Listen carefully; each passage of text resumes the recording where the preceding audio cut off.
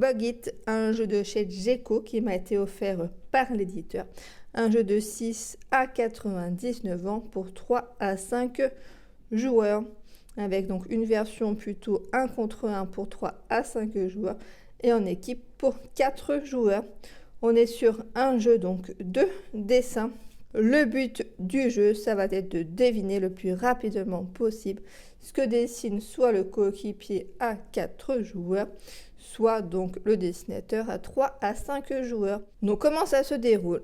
Aléatoirement, le joueur dessinateur va prendre une carte représentant donc un insecte. Ce sont des insectes un petit peu étranges.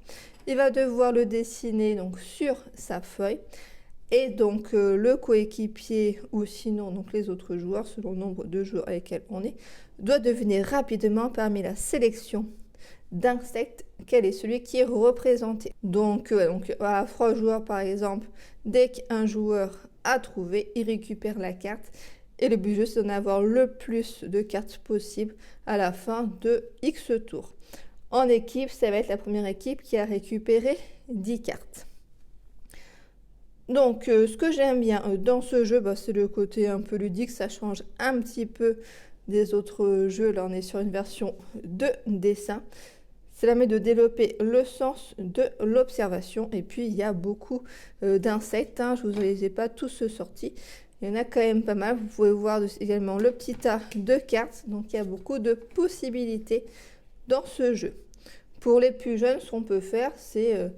parce que par exemple mon fils est encore un peu petit pour illustrer.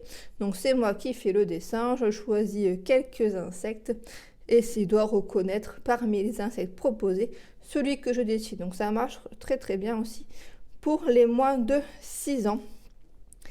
Ce que j'aime moins, bon c'est pas vraiment un critère important, mais le fait que, c'est plutôt un questionnement parce qu'on est basé sur des feuilles, donc évidemment il n'y en a plus.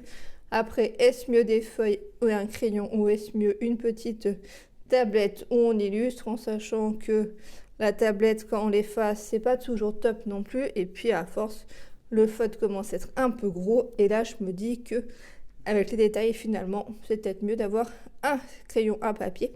Faut juste remettre après des feuilles dedans parce que ça passe vite, mine de rien, même s'il y a quand même un bon petit paquet. Après, ce que j'aime moi aussi, c'est le fait que ça soit quand même assez difficile de dessiner pour les enfants, d'avoir la carte sur soi et de dessiner en la gardant dans la main parce que les autres joueurs ne doivent pas la voir. Donc voilà, je sais pas, peut-être aurait fallu prévoir un petit support pour que les enfants puissent dessiner sans que les autres voient du coup l'image. Sinon, pour moi, c'est relativement une bonne surprise. Je trouve que c'est même un jeu qu'on peut ressortir assez facilement en jeu d'ambiance aussi avec des adultes, des enfants mélangés. Ça permet donc de passer un bon moment tous ensemble. Donc j'espère que ça vous a plu. N'hésitez pas à me dire en commentaire et à vous abonner à la chaîne. À bientôt.